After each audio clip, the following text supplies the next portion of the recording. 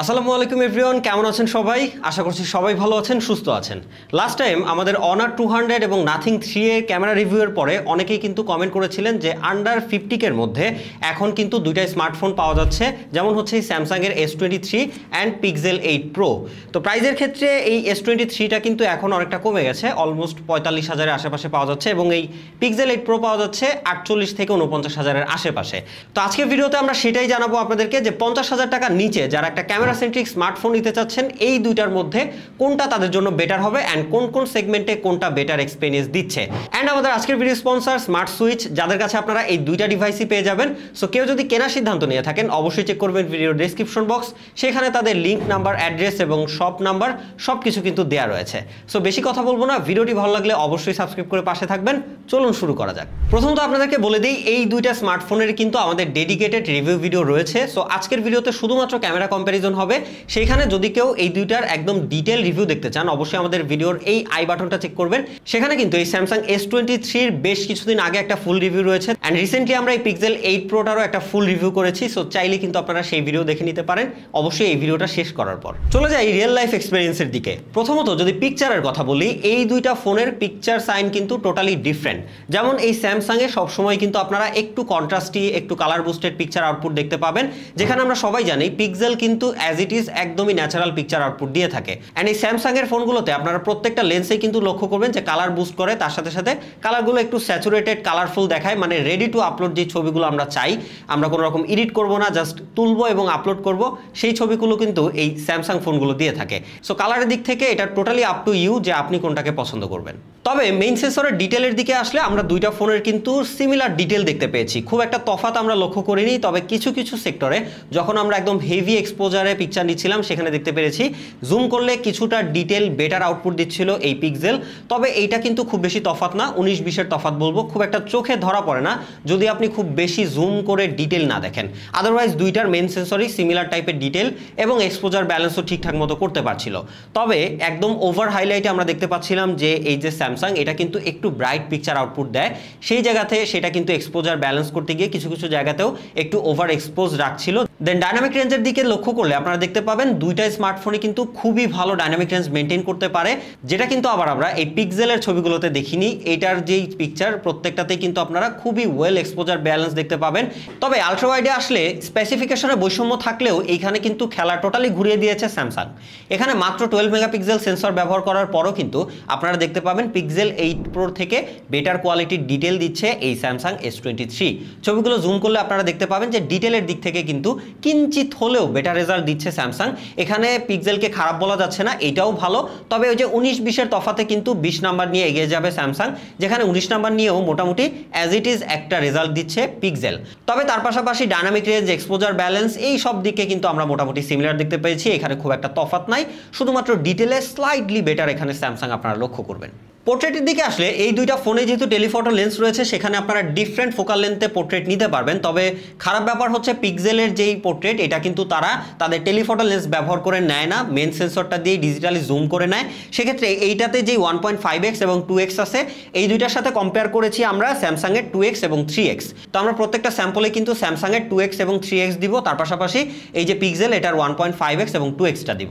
সেই জায়গা থেকে প্রথম ফোকাল লেন্থে কিন্তু দুইটা স্মার্টফোনেরই আমরা সিমিলার ডিটেল দেখতে পেয়েছি, কোনোটা কিন্তু খুব বেশি ডিফারেন্স এরকম নাই, দুইটাই মোটামুটি সেম রেজাল্ট আউটপুট দিচ্ছিল। তবে কালারের ক্ষেত্রে স্যামসাং অবশ্যই একটু বুস্টেড কালার দিচ্ছিল, যেখানে পিক্সেল নিউট্রাল কালার দিচ্ছিল। তার পাশাপাশি এজ ডিটেকশনে গেলে কিন্তু আমরা স্যামসাংয়ে বেটার রেজাল্ট পেয়েছি। তবে এজ ডিটেকশনের দিকে পোর্ট্রেটে ক্লিয়ারলি বেটার রেজাল্ট দিচ্ছিল স্যামসাং, কারণ এইখানে তারা কিন্তু টেলিফটো লেন্স ব্যবহার করে পোর্ট্রেট নিচ্ছে, যার জন্য কোয়ালিটি এবং পাশাপাশি হচ্ছে এজ ডিটেকশন বেশ ভালো মতো নিতে পারে। সাবজেক্ট সেপারেশনও বেশ ভালো ছিল, ব্যাকগ্রাউন্ড ব্লারটাও যথেষ্ট ভালো ছিল। অপেক্ষাকৃত পিক্সেলটা কিন্তু দেখা যাচ্ছিল একটু আর্টিফিশিয়াল টাইপের ব্লার করছিল, তার পাশাপাশি এর যে এজ ডিরেকশন সেটা কিন্তু অনেক সময় মিসম্যাচ করছিল, কারণ তারা মেন সেন্সরটি ব্যবহার করে, কোনো রকম এখানে অন্যান্য সেন্সরগুলো ব্যবহার করে না। তবে যদি আমরা সেকেন্ড ফোকাল লেন্থে যাই, মানে লাস্ট, সেই পর্যায়ে কিন্তু আমরা দেখতে পেরেছি স্যামসাংয়ে একটু বেটার ডিটেল আউটপুট দিচ্ছিল 3x-এ, যেখানে আমরা 2x-এ এটার সমপরিমাণে গিয়ে কিন্তু পিক্সেলের ডিটেল একটু কম দেখেছি।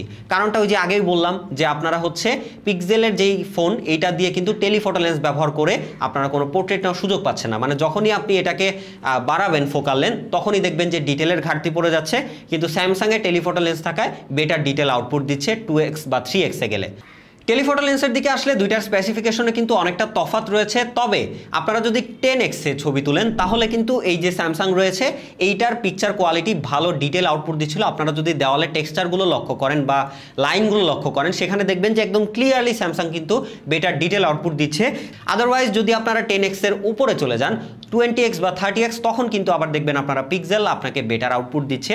এখানে যদি দেওয়ালে লেখাগুলো আপনারা ফলো করেন যেখানে স্যামসাং টোটালি এটাকে ঘেটে ঘ করে দিয়েছে সে জায়গা থেকে কিন্তু এই যে পিক্সেল এইটা মোটামুটি ক্লিয়ার একটা আউটপুট দিচ্ছে, যেটা আপনারা লেখাগুলো ঠিক মতো পড়ে ফেলতে পারছেন। সেই জায়গা থেকে 10x পর্যন্ত স্যামসাং বেটার, 10x এর পরে গেলে আপনারা এই যে পিক্সেল রয়েছে এটাতে বেটার আউটপুট পাবেন। চলে আসি ফ্রন্ট ক্যামেরার দিকে, যেখানে দুইটা ক্যামেরা স্পেসিফিকেশনের দিক থেকে কিন্তু খুব একটা তফাৎ নাই, তবে হ্যাঁ ডিটেলের দিক থেকে স্যামসাং কিঞ্চিত বেটার আউটপুট দিচ্ছিল। এটা যদি আপনারা একটু জুম করে দেখেন ছবিগুলো তাহলে বুঝতে পারবেন। তার পাশাপাশি exposure balance, dynamic range, over expose area এই সব কিছু কিন্তু ঠিকঠাক মতো মেনটেন করতে পারছিল দুইটা ফোনই। সো এখানে খুব একটা তফাৎ আমি লক্ষ্য করিনি। এবং যদি স্কিন টোনের কথা বলি সেখানে অ্যাজ ইট ইজ আপনারা দেখতে পাবেন পিক্সেলে, তবে এই যে স্যামসাং একটু কালার বুস্ট করে একটু ওয়ার্ম কালার পিকচার তোলে এটা হয়তো আপনারা সবাই জানেন। তার পাশাপাশি রাতের ছবিতে আসলে দুইটা ফোনের ক্যামেরাই কিন্তু বেটার আউটপুট দিচ্ছিল, দুইটাতেই ভালো ডিটেল আমরা লক্ষ্য করেছি। তবে কিছু কিছু জায়গায় সিচুয়েশন অনুযায়ী কখনো স্যামসাং বা কখনো পিক্সেল কিন্তু বেটার আউটপুট দিচ্ছিল। এটা দুইটা সিমিলারই বলবো আমি, খুব একটা তফাৎ নাই। তার পাশাপাশি এক্সপোজারের দিকে গেলে আপনারা দেখতে পাবেন যে এইখানে একটু বৈষম্য অবশ্যই রয়েছে। ওভার এক্সপোজ এরিয়া যেগুলো রয়েছে মানে লাইটিং এরিয়া, ওই যে এরিয়াগুলোকে কন্ট্রোল করা এটা কিন্তু বেটার করতে পারছিল পিক্সেল, যেখানে কিন্তু স্যামসাং ওই এরিয়াগুলোকে একটু ওভার এক্সপোজ করে দিচ্ছিল। ওভারঅল বললে দুইটাই দুই দিক থেকে মোটামুটি ভালো রেজাল্টই দিচ্ছে। এখানে খুব একটা যে ডিফারেন্স দেখবো আমরা সেরকম কিছু দেখিনি। আদারওয়াইজ রাতের ছবিতে কিন্তু দুইটা এই বাজেটে বেস্ট এক্সপিরিয়েন্সই দিবে আপনাকে যে কোনো ফোন থেকেই। চলে যায় ভিডিও সেগমেন্টে। রেয়ার ক্যামেরা দিয়ে আপনারা 4K 60 FPS এ লেন্স সুইচ করে ভিডিও করার সুযোগ পাবেন দুইটা স্মার্টফোনেই। তবে এখানে স্যামসাং কিন্তু আবার 8K 24 FPS দিচ্ছে, যেটা খুব একটা ইউজফুল না। আমরা জানি সবাই 4Kটাই সর্বোচ্চ ব্যবহার করি। সেই জায়গা থেকে যদি আমি বলি যে ডিটেল এক্সপোজারে কিন্তু আমার কাছে কিঞ্চিত বেটার মনে হয়েছে পিক্সেলের ভিডিওটা। এটা আপনারা মানেন অথবা না মানেন, কালারের দিক থেকে হয়তো দেখতে শুনতে স্যামসাং খুবই বুস্টেড কালার দিচ্ছে, দেখতে খুবই ভালো লাগতেছে, বাট ন্যাচারাল কালারের পাশাপাশি ডিটেল এবং এক্সপোজার ব্যালেন্স কিন্তু বেশ ভালো মতো করতে পারছে পিক্সেলের ফোনটা। তার পাশাপাশি স্ট্যাবিলাইজেশনের কথা বলে সেখানেও কিন্তু আমার কাছে একটু বেটার রেজাল্ট মনে হয়েছে পিক্সেলের ফোনটায়। এটা স্ট্যাবিলাইজেশন যথেষ্ট ভালো ছিল এবং এই দুইটা ফোন নিয়ে আমরা কিন্তু খুবই ঝাঁকাঝাঁকি করে হাঁটাচলা করে ভিডিও করেছি এবং দেখতেই পাচ্ছেন আপনারা কোনটার স্ট্যাবিলিটি বেটার। সেখানে আমার কাছে পিক্সেল 8 প্রোটাই বেটার মনে হয়েছে কিছুটা। দুইটা স্মার্টফোন দিয়ে কিন্তু আপনারা পোর্ট্রেট ভিডিও নেওয়ার সুযোগ পাচ্ছেন এবং এইখানে যদি কোয়ালিটির কথা বলি আমার কাছে কিঞ্চিত বেটার আউটপুট মনে হয়েছে স্যামসাং এর ক্ষেত্রে। এখানে আপনারা একটু ডিটেল তার পাশাপাশি যে এজ ডিটেকশন ওইটা কিন্তু স্যামসাং একটু বেটার দেখতে পাবেন, যেখানে পিক্সেলটা একটু স্মুদি করে ফেলছিল কোনো কোনো জায়গায়। তার পাশাপাশি এজ ডিটেকশনও কিন্তু কিছুটা মিসম্যাচ করছিল পোর্ট্রেট ভিডিওর ক্ষেত্রে এই পিক্সেলটা। সেদিক থেকে আমি বলবো ক্লিয়ারলি আপনাকে একটু বেটার ডিটেল আউটপুট দিবে স্যামসাং এর ফোনটা। ফ্রন্ট ক্যামেরার দিকে আসলে দুইটার ভিডিও কোয়ালিটি ডিটেল কিন্তু আমরা অলমোস্ট সিমিলার দেখতে পেয়েছি, খুব একটা আকাশ পাতাল তফাৎ নাই। তবে স্যামসাংটা স্লাইডলি হয়তো বেটার আউটপুট দিবে যদি আপনি একটু ডিটেললি খেয়াল করেন। তো সেটা আসলে খুব একটা বলার মতো তেমন কিছু না যে অনেক ভালো এরকম কিছু না, দুইটাই মোটামুটি সিমিলার আউটপুট দিচ্ছিল। তবে হ্যাঁ এইখানে আপনারা দেখতে পাবেন যদি একটু ভালো মতো খেয়াল করেন যে ওভার এক্সপোজ যে এরিয়াগুলো রয়েছে, মানে আমি যখন আকাশের উল্টা পাশে ভিডিও করছিলাম সো তখন আপনারা আকাশের দিকে লক্ষ্য করবেন ওইখান থেকে যে হেভি এক্সপোজার লাইটগুলো আসছে ওইটাকে মোটামুটি ব্যালেন্স করতে একটু বেটারভাবে পারছে পিক্সেলের ফোনটা, যেখানে স্যামসাংটা একটু ফ্লেয়ার নিয়ে আসছে বা একটু ফ্যাকাশে টাইপের করে দিচ্ছে। সো এটা কিন্তু একটু বেটারভাবে মেনটেন করতে পারে পিক্সেল। সো ওভারঅল সব দিক থেকে বলতে গেলে এটা আসলে খুব একটা তফাতের কিছু না, খুব একটা ভালো দিচ্ছে কোনোটা এরকমও না, দুইটা অলমোস্ট সিমিলার। তবে 19-20-এর তফাতে বলতে গেলে পিক্সেলটাকে হয়তো আমি 20 দিতে পারি আর স্যামসাংটাকে 19 দিতে পারি। সো আশা করছি ভিডিওর এই পর্যায়ে এসে যদি কেউ এই পর্যন্ত দেখে থাকেন তাহলে এই দুইটার ক্যামেরা নিয়ে আর কোনো রকম কনফিউশনে থাকার কোনো কথা নাই, কারণ একদম ডিটেইলি আপনাদেরকে বলে দিয়েছি কোনটা কোন পজিশনে বেটার আউটপুট দিচ্ছে। রেয়ার ক্যামেরাতে অলমোস্ট সিমিলার আপনারা দেখতে পাচ্ছেন, আলট্রা ওয়াইড ডিটেলের দিক থেকে কিঞ্চিত বেটার আউটপুট দিচ্ছে আপনাকে স্যামসাং।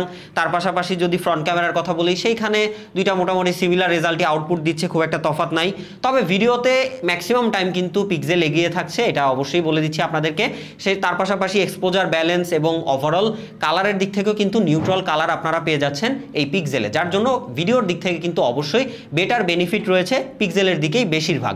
তবে স্যামসাং খুব একটা খারাপ না, এটাও মোটামুটি ভালো পজিশনে থেকেই আউটপুট দিচ্ছে।